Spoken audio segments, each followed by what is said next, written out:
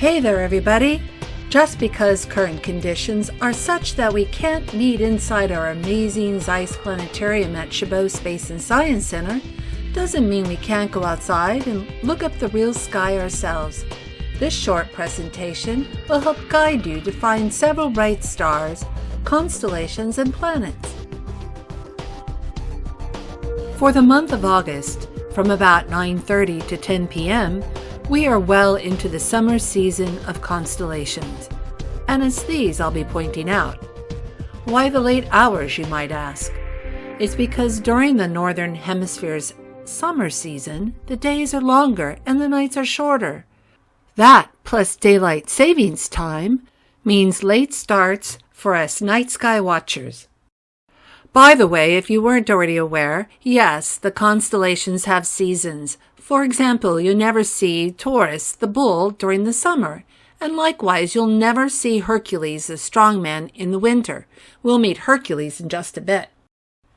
As you probably already know, the Earth has 4 seasons: spring, summer, fall, and winter. Well, the constellations also have seasons, having to do with the Earth's orbital path around the Sun. That and the fact that we can only see stars by looking away from the Sun at night, which changes our view of the stars throughout the year.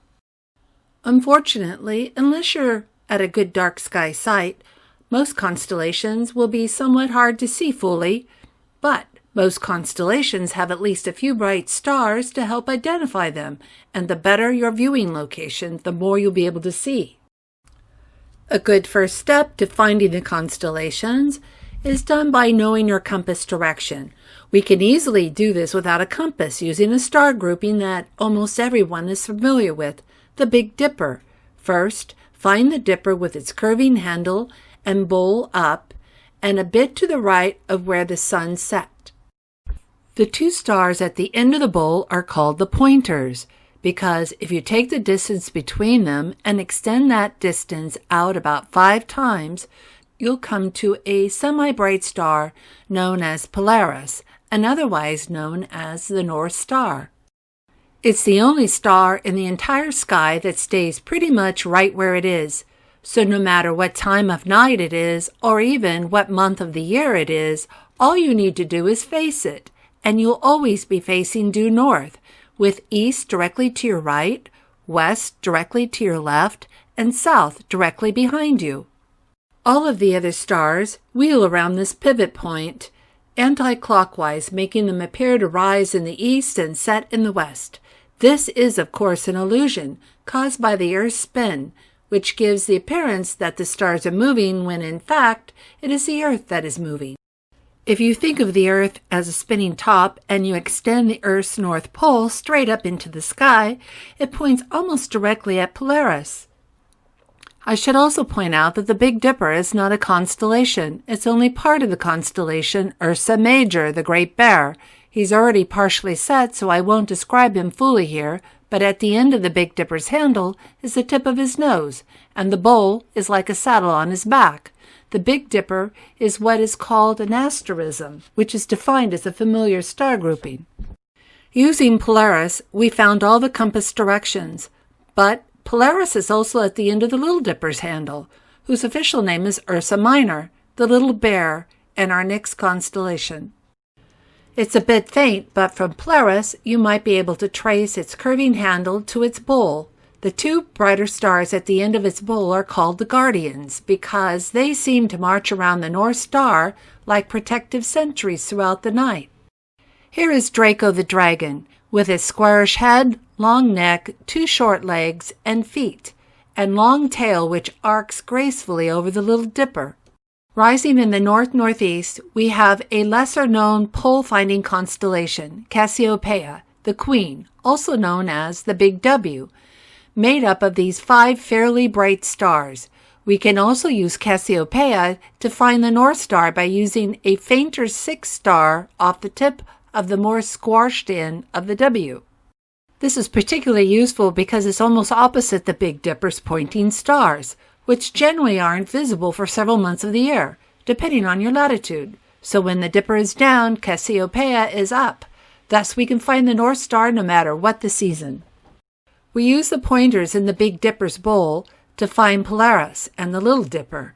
Now, let's use the Big Dipper's curving handle to find our next constellation. Simply follow the arc of the Dipper's handle in a continuing arcing line to find the bright star Arcturus, which is in the lap of Boötes, the herdsman. In other words, follow the arc to Arcturus. From our view looking due north, he's facing down, but he's got a flat triangular cap, a large head, a triangular body that appears to be in a sitting position, his leg and foot, and his smoking pipe, a simple shepherd, keeping watch over his flock. To continue, let's turn our view to the south, like so.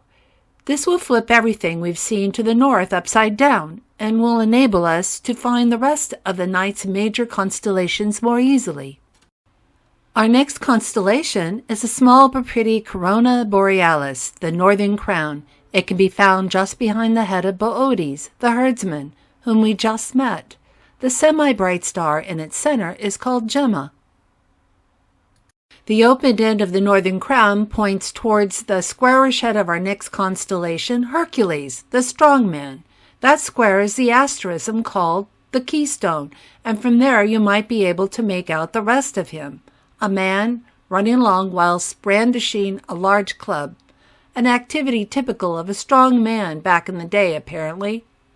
Found just behind Hercules is Lyra, the lyre, a small Greek harp marked with the sixth brightest star out in the entire sky, Vega.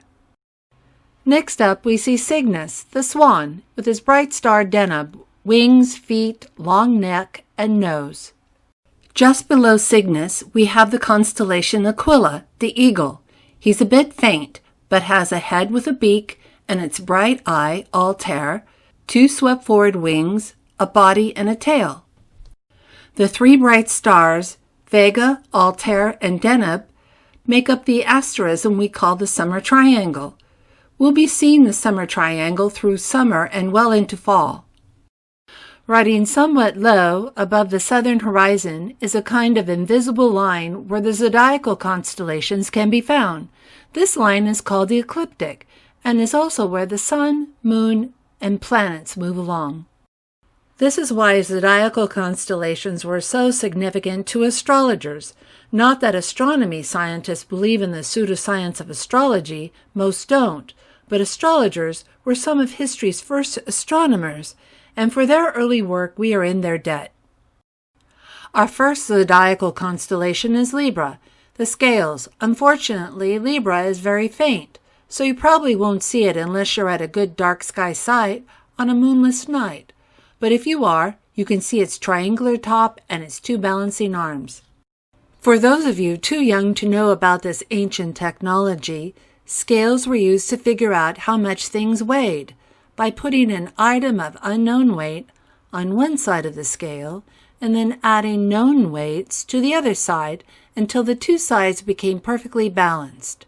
The known weights would then be added up to give the weight of the object. Nowadays, it's all done electronically with digital readouts. But anyways, back to our zodiacal constellations. To the left of Libra, we find the constellation of Scorpius, the scorpion, or as astrologers call him, Scorpio. He's got two arms and claws, his bright reddish heart is Antares, and a long body with stinger. Because the scorpion is a sign of the zodiac, and because the planets only move along the ecliptic where the zodiacal signs are found, sometimes the also reddish in color planet Mars passes near Antares. Mars represents the Greek god of war, Ares. So, to avoid confusing the two reddish stars, one is called Ares and the other is called not Ares or Antares. To the left of Scorpius is the constellation Sagittarius, the archer, with his triangular head, body, feet, left hand holding out his bow, while his right hand is held aloft, as though he just loosed an arrow. Just to the left of Sagittarius are two bright quote-unquote stars, which aren't stars at all, but rather the planets, Saturn on the left and Jupiter on the right. If you get a chance, take a look at them through a big telescope as you can. They are both rather spectacular. Just to the left of Saturn and Jupiter is our last zodiacal constellation of the night, Capricornus, the goat. At first glance, he looks like a child's top or an upside-down pyramid. But as you can see, he's got a horn on his head, a body with legs, and a small tail. And that's it. There are other smaller or fainter constellations out there which I encourage you to look for using a good book and a pair of binoculars too. Speaking of good books, I cannot more highly recommend the book The Stars, A New Way to See Them by the author H.A. Rey, who you may know as the same author who wrote the Curious George books. Rey was a scientist who wasn't satisfied with the way modern star charts were drawn. The astroscientists were not interested in the characters, objects, or stories behind the constellations. So for convenience, they just connected the brighter stars into weird geometric shapes, slapped on their Greek names, many of which would mean nothing to the common person, and left it at that. That's all fine and well for them, but for us regular folk, we're more interested in the fun stuff. If you really want to learn the constellations, get Rey's book, which can be purchased from Amazon.com for about $12. I'd also recommend getting a pair of binoculars before getting a telescope. Binoculars are cheaper and easier to use, and there are many wonderful deep sky objects that can actually be best seen with just a pair of binoculars that are noted in Rey's book. If you do want to get a telescope, ask us or research on the web how to make an informed purchase. Be warned, there are a lot of bad scopes out there with cheap components and shaky, muddy, fuzzy views that will disappoint you every time.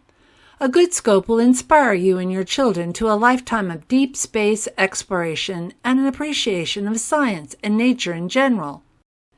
If you're interested in getting into the hobby of astronomy, joining a local astronomy club can be most helpful. Chabot is partnered with EAS, the East Bay Astronomical Society, which has many activities and resources you'll find essential to helping get started in this amazing and beautiful study of our natural universe. Thanks for watching this video.